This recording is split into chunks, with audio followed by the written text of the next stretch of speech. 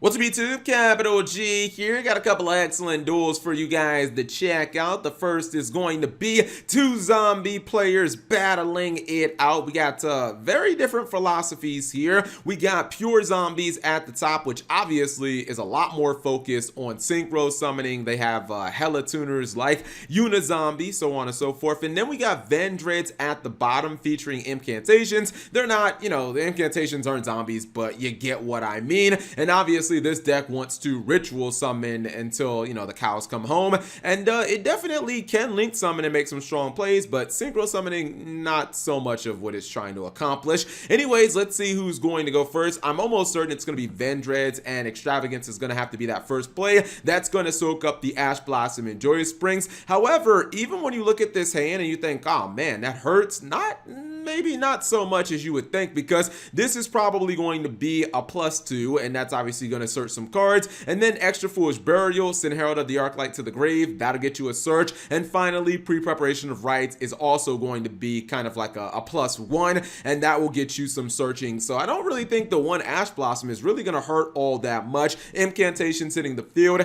those are going to give you some searches, and it's going to go ahead and summon that Battle Lord. This card was not that good when it was first revealed, but now that we have a hand trap and Nibiru that can just take over the game and kind of just win it so single-handedly, I think that this card is so much better. You always call monsters because you're not trying to get Nibiru. So effect is used, Nibiru would be locked out if the opponent has it. Going to take Slayer and Battle Lord and link them both off. And this is cool because both of these guys will activate. One will search a spell card and the other will search a ritual monster. Does not actually have to be a Vendread ritual monster. So you can get like Chalice Slime and you can continue doing your plays. More incantations are hitting the field. So yeah, he definitely would have been able to get Nibiru'd here, but obviously Battle Lord's going to lock that out. Going for one of my favorite rituals, the Lord of Red, and then he's going to finish it off by summoning that same Slayer from the graveyard. Now, even though this field, you're like, Cap G, come on, bro, that field is not even good. Your opponent just has these random ritual monsters. Well, this is a blue monster, but it ain't a ritual monster.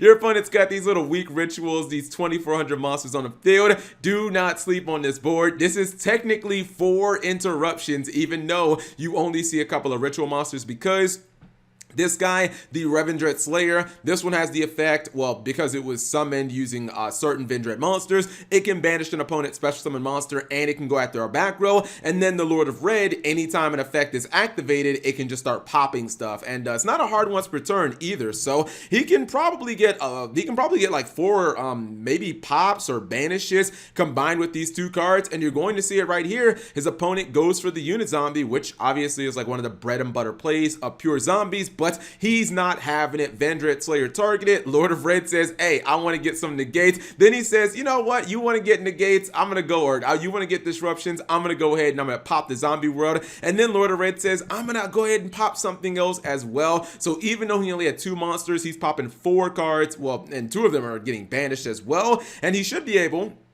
to get rid of that back row. At the same time, the Extra Foolish Burial is used. Now incantations, even more searching. I would say he's probably going to summon the Battle Lord, because that will just almost certainly be game on board. And giving up the incantations, you don't really lose anything. Once again, he's going to call Monster just to make sure there's no Battle Faders or Swift Scarecrows or anything like that. Even blows up his last incantation. I think that was just for the flex, because I really don't see why you'd even need to do that. But obviously, he does have game on board. And I mean, blue power, man, the rituals are what's on the field. And we got the wannabe fake ritual over here. This card does count as Revendread Slayer, so maybe we can consider it like a half ritual. Anyway, second duel, another Yang Zing duel sent to me by, I'm sure, my buddy Killer Jetstorm. He's the only one who sends me these Yang Zing duels featuring Metaphos and Zombow and all this extra like crazy cheese. He's going to show you once again another impressive turn 1. These turn 1s by Yang Zings are incredibly strong, man. If you let this deck go first and it's unchecked,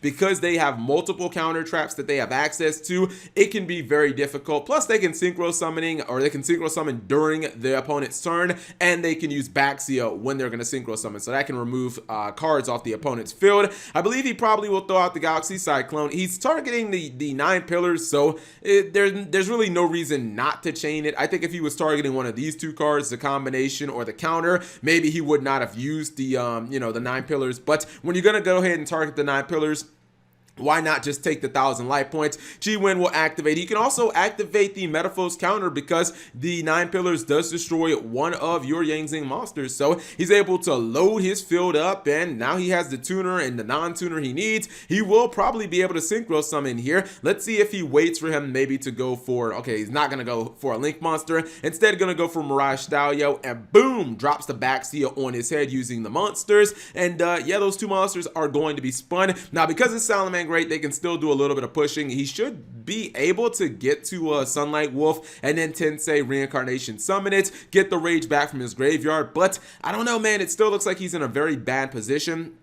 Maybe if he just activates Rage here immediately to get rid of the Baxia, maybe get rid of the scale, maybe he might be in a commanding position, but he's not going to do that. He's going to let him activate the Baxia effect, which that's not a good play because then you can activate the Beyond's effect, and you also get like a Big C, and you can obviously link summon and do some other plays. Nightmare Phoenix will force out the Rage, so actually maybe holding on to it did actually help him out. He's going to pop the Phoenix, pop the back row. The problem is his opponent still has that pendulum summon ability, and if he's going to make a Link monster, then he'll be able to pendulum summon probably 2-3 monsters. He is going to pendulum summon, including using the Sunlight Wolf's Link point. Apparently he does not care about his opponent getting Gazelle back. He's like, Cap, I don't care about giving this guy no Gazelle. He's going to get Oracle of Zephyra.